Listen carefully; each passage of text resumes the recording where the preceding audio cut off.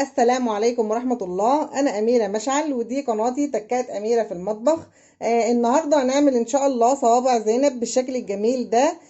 إن شاء الله نعملها بطريقة سهلة وبسيطة جدا جدا، واللي أنا الأداة اللي هستخدمها موجودة تقريبا في كل بيت. أرجو إن هي تعجبكم وتجربوها وتبعتوا لي التطبيقات بتاعتكم. وهيعجبكم طعمها جدا جدا، تحفة جدا وجميلة والله إن شاء الله. وما تنسونيش من اللايك والشير والسبسكرايب. يلا بينا نشوف عملنا صوابع زينب التحفة دي ازاي. يلا بينا. بسم الله. معايا هنا المقادير بسيطة جدا يا جماعة. كوبايتين دقيق، كوب الا ربع دقيق سميد اللي هو دقيق البسبوسة. من غير اي اضافات من عند العطار او مستلزمات الحلويات. نص كوباية زيت. معايا هنا نص كوباية مية. هنشوف هي تحتاج ايه من واحنا بنعجن. معلقتين نشا كبار، معلقة سكر كبيرة، رشة ملح، معلقة صغيرة ممسوحة خميرة. هنزل بقى كده بكوبايتين الدقيق.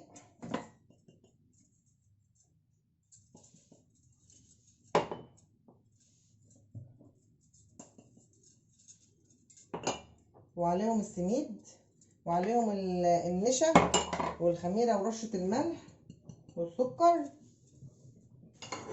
تمام. وهقلبهم كده كويس. اقلبهم كده كويس مع بعض.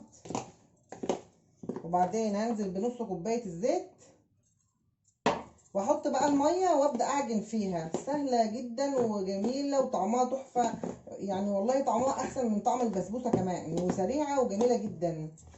انا هنا حطيت الزيت، هاخد بقى المية كده حاجة حاجة وابدأ بقى اعجن فيها. انا عاوزاها يعني مش محتاجة عجن كتير. انا عاوزة بس المها كده.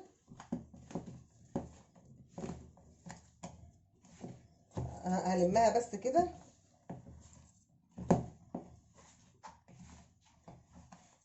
يعني مش عجينة ناشفة ومش سايبة، يعني تبقى عجينة حلوة. هبدأ اعجن فيها كده بايدي. محتاجة شوية مية كمان. خلي جنبك كده نص كوباية مية بس، مش اكتر من كده. هي لو احتاجت هتحتاج النص كوباية كلها، بس مش هتحتاج ان شاء الله اكتر من نص كوباية مية. هلم فيها بقى كده.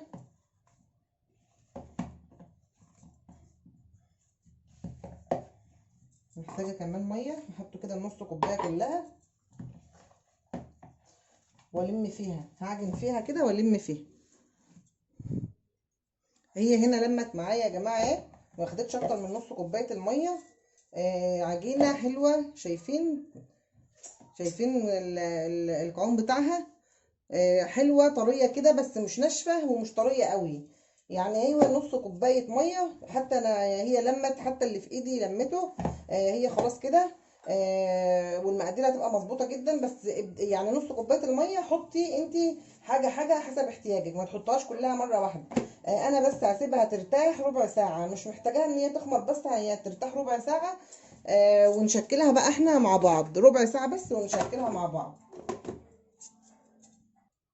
هي هنا ارتاحت كده ربع ساعة. اما نشوف بقى هقول لكم على طريقة جميلة قوي هتعجبكم. هاخد بقى كده منها واعملها، افردها كده رول. اعملها كده طويلة كده. هقول لكم على طريقة جميلة قوي ان شاء الله. عشان تشكلوها بيها، وهقول لكم على كذا طريقة يعني. هفردها كده لما يبقى السمك المناسب بالنسبة لي، او ممكن نقطعها كور يعني ونعملها طويلة، بس انا يعني كده هيبقى اسرع واسهل.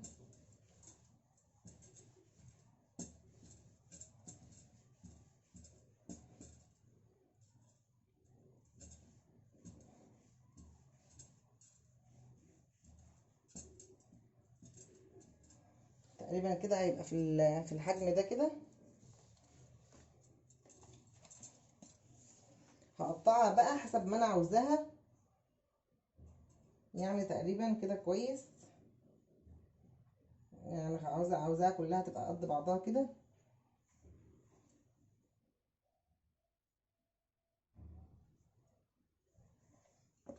تمام. انا هقطعها كلها. بالشكل ده. هقطعها كده كلها بالشكل ده كده قدامي واشكلها بقى معاكم. ممكن كده كمان اللي مش عاوز بقى يحط بقى مفرش ويعمل رول والكلام ده، نقوم واخدين حته منها كده كوره كده، بس هنصغرها شويه، ونقوم بقى عاملينها طويله كده عشان نشكلها بقى على طول. انا هنا بقى شكلتهم كلهم كده صوابع. هنشوف بقى هنطلع الشكل التحفه ده ازاي. معايا هنا كرتونه عاديه. ماشي، هنشيل اللي هي الطبقه اللي فوق دي عشان نوصل للطبقه اللي هي المضلعه دي. هنشيل كده اللي هي الطبقه اللي فوق دي كده مع بعض.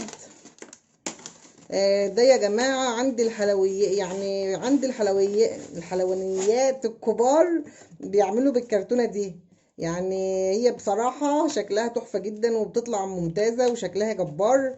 وانا هوريكم ازاي احنا هنعملها دلوقتي بالشكل الحلو ده. انا هشيل الطبقة اللي فوق دي كلها كده. كفاية. هنعمل بقى هنا، انا هحطها كده بزاوية كده. ماشي، شايفيني كويس؟ يا رب تكونوا شايفيني كويس. هحطها كده بزاوية. وهاخد بقى اللي انا عملتها دي صوابع، وهفردها كده عليها. هفردها كده. تمام. هفردها كده، انا عاوزاها تاخد الشكل بتاع الكرتونة الجميل ده. وبعدين اقوم لفاها كده بس وشايلاها. شايفين؟ واو، بجد يعني واو واو تحفة جدا. وهي لمت كده انا مش حابة ان انا اقفلها بايدي، انا بحبها كده. تحفة جدا جدا جدا والشكل جميل. هنا عندي الصينية دي مدهونة سميد، رشها كده شوية سميد، ممكن ما نرشهاش برضو. انا هعمل كده معاكم كمان.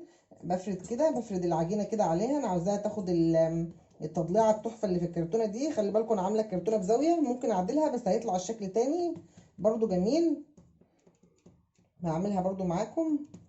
فردت كده البتاع اهوتي العجينه، قطعه العجين اللي معايا انا عاوزاها تاخد بضغط كده برضو وانا بفرد. عاوزاها تاخد التضلعه دي، بقوم بلمها بقى كده. طبعا طريقه سهله وجميله والشكل يعني خرافي. بس كده حاجة يعني فوق الممتازة. يعني الطعم بتاع الصوابع زينب دي يا جماعة والله أحسن من البسبوسة كمان، وأسهل، ويعني في ثواني بتكوني عاملاها. يدوب بس هي بترتاح ربع ساعة وبتخلصي تشكيل فيها، بتقليها على طول في زيت غزير. العسل بقى بتاعها بقى اللي احنا هنجهزه كوبايتين. العسل تقيل، العسل بتاعه يكون تقيل زي بتاع لقمة القاضي وبلح الشام. كوبايتين سكر عليهم كوباية مية، سيبهم بس يغلوا. هقوم ضايفه لهم عصرة من نص ليمونة كده. شايفين؟ واو فظيعة حلوة جدا. هي على فكرة بتكبر كمان في الزيت كمان. هقوم حط عليهم عصرة ليمون. تمام. ولو معلقه عسل جلوكوز يبقى جميل جدا، بيبقى تحفه. وههدي بقى النار شويه، لازم اهدي النار شويه 10 دقايق كده واطفي عليهم. تهدئه النار دي بتخلي اهم حاجه في العسل، اللي انت كل ما هتقلبي السكر على البارد قبل ما هتضيفيه على النار بيطلع ناجح معاكي وما بيخرزش. واللي انت تهدي عليه النار شويه يستوى براحته، برضو بيطلع معاكي ما بيخرزش. مش ان انت تعلي عليه النار وان هو خلاص كل حاجه دابت مع بعضها، لا، يستوى كويس مع بعض. بتهدي عليه بقى بعد ما يغلي 10 دقايق، وبتحطي له نقطه فانيليا كده قبل ما تقفلي. وبس كده بيبقى تمام جدا، بس تسيبيه يبرد بقى طبعا خالص. هنا شوفوا شايفين انا بعمل ازاي. الموضوع ممتع جدا والله، وانتوا هتحبوه قوي زي ما انا حباه كده. الشكل جميل قوي، جميل جدا. انا عاوزه اوريكم لو انا عدلت الكرتونه دي الشكل هيبقى عامل ازاي. هيبقى جميل برضو، بس انا بحب الشكل التاني ده اكتر. انا كده فردتها اهو انا على الكرتونه معدوله، مش انا كنت زاوياها كده. هقول لكم برضو طالع الشكل ازاي. طالع الشكل كده، بس التاني احلى. التاني احلى، هو كده مضلع بس التاني احلى. انا اصلا هفركشها كمان وهعملها كله زي بعضه كده. هنقليها بقى في زيت غزير يكون سخن. مش سخن قوي بس هو سخن. ونهدي كده، نخلي النار وسط، وتاخد اللون الذهبي الجميل، بتبقى مقرمشة تحفة جدا جميلة جبارة. انا بقى حابه اوريكم لو انتم مش عاوزين تعملوا الخطوه بتاعه الكرتونه دي. معايا هنا مبشره عاديه، اي مبشره عندك عادي خالص اهو. برضو بتعملي نفس الخطوه كده عليها، بتفردي كده قطعه العجين كده معاكي، بتفرديها عليها كده برضو تاخد الشكل بتاع المبشره كده، وتقومي برضو لماها. ده برضو شكل تاني، ده شكل تاني برضو لصوابع زينب. تمام. انا هكمل بالشكل اللي انا حباه قوي ده بصراحه. عاوزاهم كلهم يبقوا زي بعض. هكمل الكميه كلها. شايفين المقدار عمل لي كميه محترمه جدا. عندي بقى هنا كده زيت سخن، هبدا اقليها كده فيه. انا عاوزاه بس يسخن كمان دقيقه.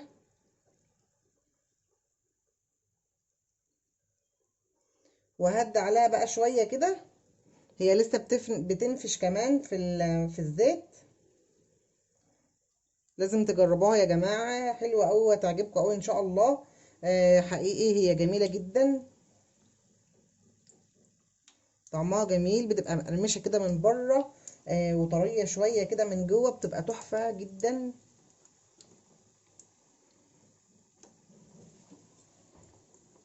شايفين هي فنشت ازاي في الزيت. هنهدي بقى عليها النار. انا هنا برضو حابه اوريكم حاجه.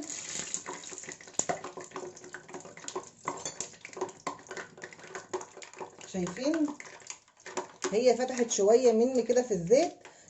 انا مش حابه الشكل ده خالص، عشان الاشكال اللي فوق ما تبقاش ما تبوظش مني وتبقى شكلها مش باين. فانا هقول لكم انا هعمل ايه في التانية. انا مش حابه ان هي تتفتح مني اصلا. انا بقى اما اجيب التانية، شايفين انا هقفلها بايدي كده من تحت، هقفلها كده بايدي من تحت عشان ما تتفتحش تاني. عشان انا عاوزه احتفظ بالشكل بتاعها اللي هو اللي فوق الجميل ده. هقفلها كده بايدي من تحت، انا مش عاوزاها تفتح معايا. تمام. ونقليها برضو ونهدي النار شويه لما تاخد اللون الذهبي خالص عشان تبقى مقرمشه وحلوه. هقفلها كده كده، مش عاوزاها بقى تفتح معايا. واكملهم. شايفين بقى اللي هو اللون الذهبي الغامق الجميل ده، مش كله ده، يعني التلاتة دول كده مثلا. شايفين اللون ده؟ هاخدها بقى على العسل على طول. هاخد دي كمان معاهم واسيب التانيين يحمروا كويس. اللون اللي هو الاحمر اللي فوق الذهبي ده كمان. شايفين هنزل بيها كده. الشربات بتاعي تقيل، الشربات بتاعي تقيل. هسيبه فيها كده يعني 3 دقايق عشان تشرب كويس، وبعدين اشيله بقى على الطبق بقى. تمام.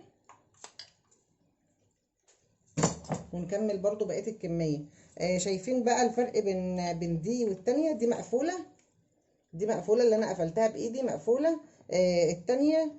التانية كانت مفتوحة كده شوية، فانا حابة المقفولة اكتر يعني. هنا ما شاء الله يا جماعة، شايفين الكمية بتاعتها قد ايه؟ جميلة جدا وتحفة. شايفين طرية كده شوية من جوه ومقرمشة من بره. بصراحة تعجبكم جدا جدا، ارجو ان انتوا تجربوها. وان شاء الله تبعتوا لي التطبيقات. ويلا اللي لسه ما عملش لايك لحد دلوقتي يتفضل يعمل لايك. والسلام عليكم ورحمة الله وبركاته.